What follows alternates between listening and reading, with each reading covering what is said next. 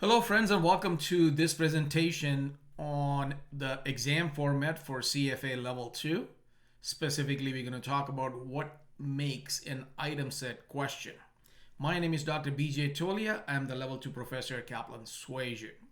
So let's talk about what is it that we mean by item set questions. First of all, your exam is broken up into two sessions. Each session will have 11 item sets.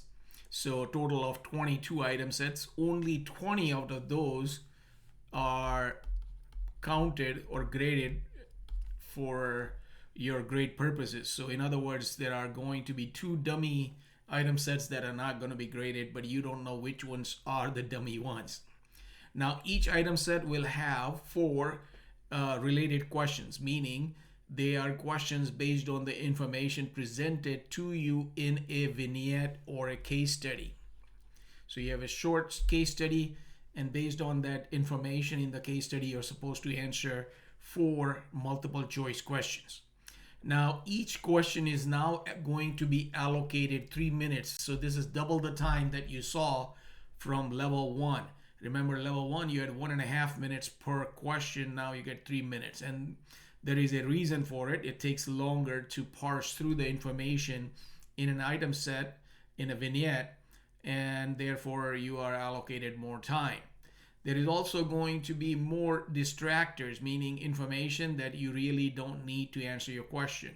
So it is all in all, it provides a more richer framework to assess analytical skills. So your question writers are essentially assessing how much of an analytical skill do you have as a financial analyst, and case studies provide more richer framework as compared to standalone questions, and that is the reason why you see move from standalone questions to item set format at level 2. Each of these item set will be from the same topic area. So because there are and they basically represents 5% of total grade. So each item set represents 5% of the total grade. If, for example, the exam consists of 15% on equity valuation, then you will see 3 item sets from equity valuation. And again, this is assuming that one of the 3 is not the dummy question, dummy item set. All right, now even though there are 4 questions in an item set, they are independent of each other. What I mean by that is there is no double jeopardy. So you are not going to be held accountable if you make, for example, a mistake in one of the 4 questions. Doesn't mean there are going to be other questions you automatically get wrong. So each question is independent of the answer you got for the other question in that same vignette. Now the vignette is typically structured so that it is in the same chronological order as the questions themselves. So the first question in the vignette will have its information in the first paragraph of the story. Now I do need to put in a caveat here, and that is, generally that is very true, meaning the order of the question is essentially the same as the order in which the information is presented in the vignette. But there may be cases where that may not occur.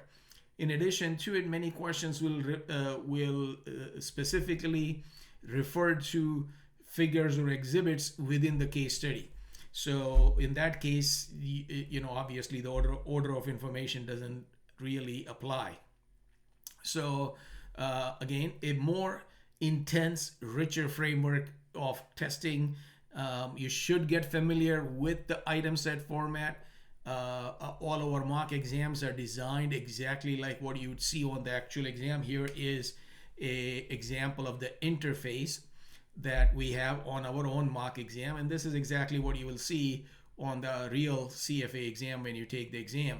And the vignette is presented in the left pane with a scroll bar, so you can scroll from top of the vignette to the bottom of the vignette.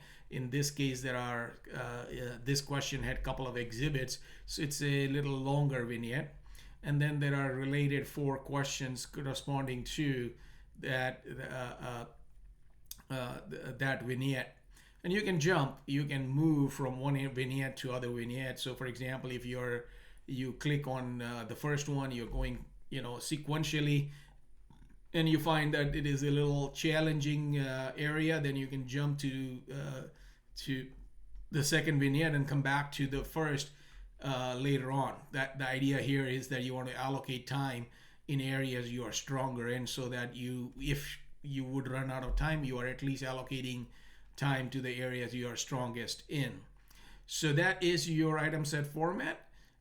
For more information about our products, you can find them on kaplan.com or schweser.com, schweser.com. We have links in the comments section below.